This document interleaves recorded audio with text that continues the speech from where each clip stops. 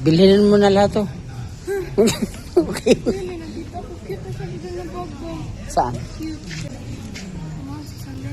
Ha? Si Sander siya. Mahal? Kinaaliwan ng mga netizens ang anak ng pambansang kamao na si Manny Pacquiao dahil sa video na kumakalat kung saan makikitang bumibili ito sa ukay-ukay sa Tagaytay. Ang anak niyang ito ay si Queenie Pacquiao at makikita sa video na namimili pa siya ng damit. Hirit ng nagbi-video sa kanya, bilhin niya na ang lahat ng damit sa ukayan na ito. Makikita rin na nagulat pa siya nang tignan niya ang presyo ng isa sa mga bag dahil ito ay nagkakahalaga ng 600 pesos at sinabi niyang ang mahal nito. Tinawanan na lang siya nang nagbi-video sa kanya lalo pat alam ng marami na barya lang ito para sa pamilya nila. Panoorin ang video.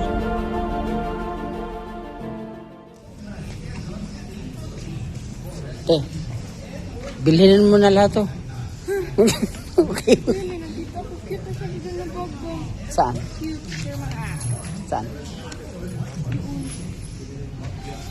Mura lang ng kayo nila, no? Si Sander. Ha? Si Sander siya. Mahal? Si Sander. Ha? Si Sander siya. Mahal? Si Sander. Ha? Si Sander siya. Mahal? Dapat nung tag 150 lang, no?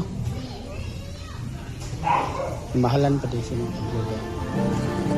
Inulan ito ng magagandang mga komento at natuwa ang mga netizens dahil sa kabila ng pagiging sobrang yaman ng pamilya Pacquiao ay nakuha pa rin bumili ng anak nila sa ukay-ukay.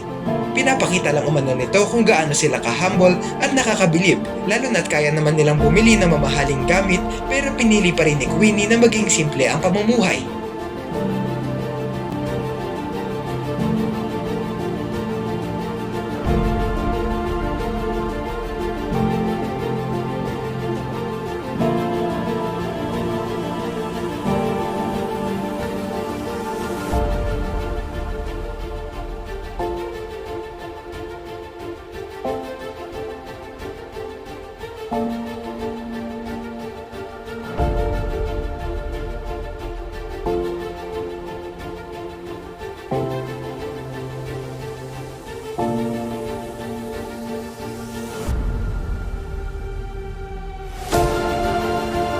Ano ang masasabi nyo rito?